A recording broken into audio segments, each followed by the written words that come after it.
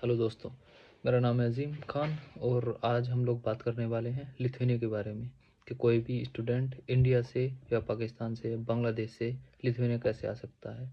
और ये एक ऐसी कंट्री है जो फ़िलहाल बहुत तेज़ी से डेवलप हो रही है, तो ये बेस्ट टाइम है लिथुआनिया आने का। इसमें हम सबसे पहले बात करेंगे यूनिवर्सिटी सिलेक्शन की। तो यूनिवर्सिटी का जो इनटेक होता है वो सितंबर में होता है, मेन इनटेक जो है, और फरवरी में भी कुछ यूनिवर्सिटीज़ हैं जो स्टूडेंट्स को लेते हैं। और इंडियन स्टूडेंट के लिए जो है एप्लीकेशन वो जनवरी से शुरू हो जाता है और लगभग मई से जून तक चलता है। और इंडियन स्टूडेंट को जो है डॉक्यूमेंट लीगलाइज कराने में और साथ में टीआरपी जो प्रोसेस होता है उसमें टाइम लगता है, तो बेस्ट रहेगा कि अप्रैल 1 तक आप एप्लीकेशन सबमिट कर दें। दूसरा आ गया डॉक्यूमेंटेशन का। तो डॉक्यूमेंटेशन में आपको चाहिए एक तो अपना 10th और 12th की मार्कशीट चाहिए, स्टेटमेंट ऑफ पर्पज, ये आपका मोटिवेशनल लेटर हो गया, वो सबमिट करना है।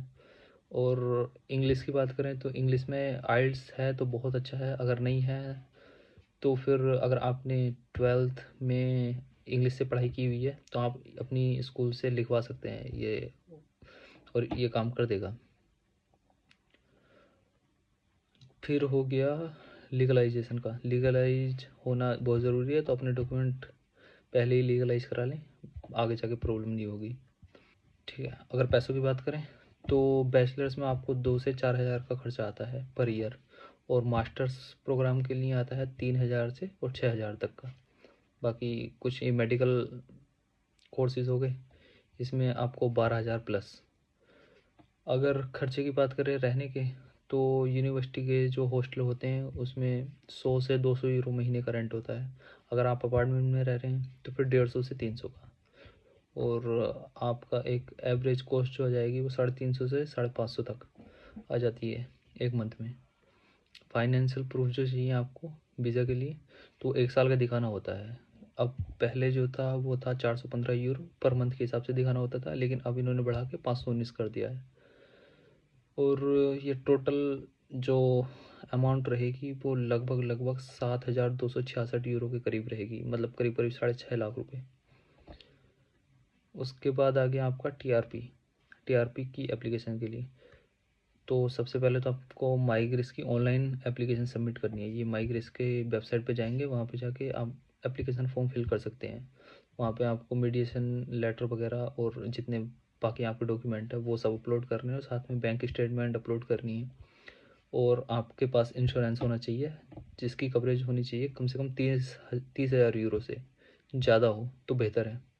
अकोमोडेशन प्रूफ हो गया जो आप अपने हॉस्टल से ले सकते हैं, या अगर प्राइवेट अपार्टमेंट में रह रहे हैं तो फिर आपका लैंडलॉर्ड आपको वो डॉक्यूमेंट प्रोवाइड कर देगा। फिर हो गया आपका नॉन कन्विक्शन सर्टिफिकेट, जो हो गया आपका पुलिस रिकॉर्ड, पीएसी कहते हैं हम जिसे। उसके बाद हो गया हमारा पीएफएस का अपॉइंटमेंट।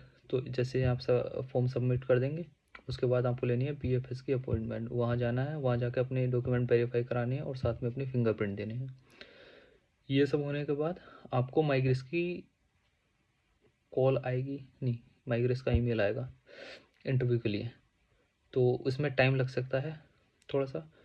बाकी ये टीआरपी जो प्रोसेस होता है वो होता है 45 दिन से 90 दिन के अंदर जनरल प्रोसेस में, और अगर आप अर्जेंट में कराते हैं तो फिर वो जल्दी हो जाता है।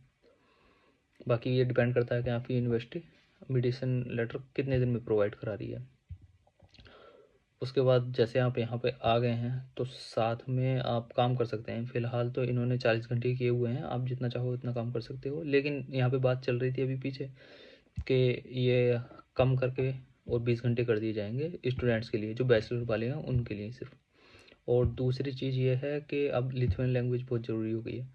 2026 से ये स्टार्ट कर रहे हैं कि जिसके पास लिथुआनियन लैंग्वेज होगी A1 वही काम कर सकता है सिर्फ। फिर चाहे आप फूड डिलीवरी कर रहे हैं या फिर आप कस्टमर सर्विस में जॉब कर रहे हैं, जैसे कि रेस्टोरेंट हो गया या फिर इस तरह की कोई भी।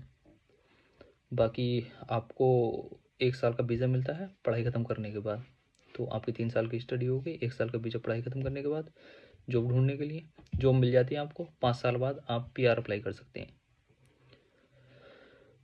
तो ये थी टोटल डिटेल्स।